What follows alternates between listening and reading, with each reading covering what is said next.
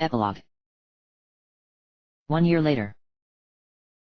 The sirens still went off in the morning, even though they didn't have to.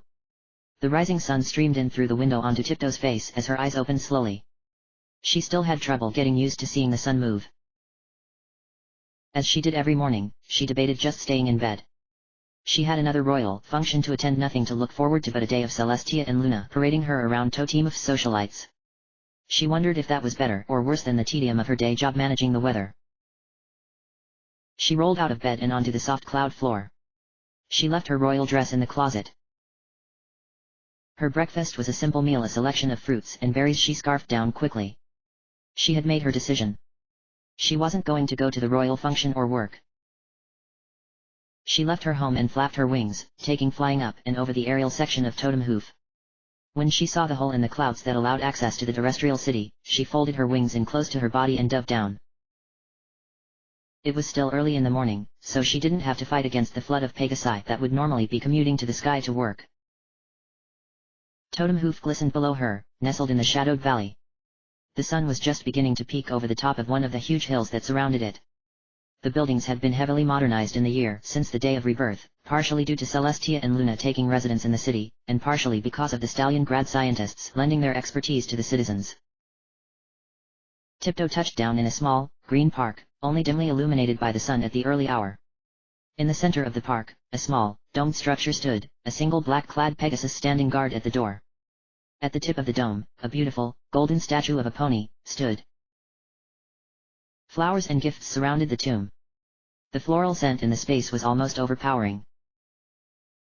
Tiptoe approached the tomb and towards the beautifully carved marble door. She didn't need to speak to the guard. He extended a hoof and quickly entered a sequence of numbers into a keypad at the base of the door. The marble door slowly swung inward. A sarcophagus of solid gold sat in the center of the room, adorned with only a single word, Jigsaw. Tiptoe nodded at the guard and the door slowly swung shut behind her. Sorry, I didn't bring any flowers, Tiptoe said to the sarcophagus. I didn't think you would want any, anyway. As she spoke, her voice became more and more strained, but she didn't cry. She had learned how to hide the tears. I miss you so much, she said. There isn't a day that goes by that I don't think about you. Sometimes I wonder if it was all worth it. Maybe we should have just stayed underground and made a life in that subway car or something. It would have been enough, if you were with me. Without you, I'm lost. Tiptoe jumped as the heavy marble door swung open again and Incendia walked in, a small bag of bright red berries floating in front of her. Tiptoe! She exclaimed. I'm sorry, I'll just... It's okay, Tiptoe interrupted. You have just as much a right to be here as I do.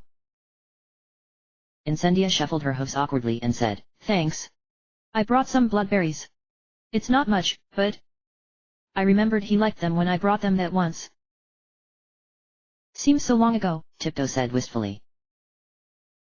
I haven't gotten to see you in a while, Incendia said tentatively. I can't seem to find you at the royal functions. Tiptoe squirmed uncomfortably. She always tried to get out of the functions as quickly as possible. It hadn't really dawned on her Incendia might be looking for her. What have you been up to? Incendia asked. Managing the weather, Tiptoe said. Regulating the rainfall on crops and things. It's an important job. What about you? Manufacturing, mostly. Smithing alloys and other metallurgy. Helping the Stallion grad refugees integrate. That's nice, Tiptoe said, without much feeling. The silence between them stretched out uncomfortably until Tiptoe said, How's your personal life? Found a special some pony? No, Incendia said quickly. No, I haven't. What about? No, Tiptoe murmured. Tiptoe, Incendia said, her voice soft, are you all right? Suddenly, it was as if the year Tiptoe had spent hardening herself had never happened. She broke down, her breath coming in ragged gasps as sorrow overtook her. I'm not. She said, louder than she intended. I don't feel happy. That was one of the last things he told me and I'm not doing it. I don't know how I'm supposed to go on without him. I'm failing him, I'm failing myself and Totem Hoof, and I don't know how much longer I can. Incendia interrupted her by gently laying her head across Tiptoe's neck and gently nuzzling. I'm so sorry, Incendia said. I know how you feel. There's not a day that goes by I don't think about what happened last year. But you should know I'm always there for you. Tiptoe took a deep, shuddering breath, and said, Thank you. I needed to hear that. Tell you what, Incendia said, how about we just skip the royal function altogether today?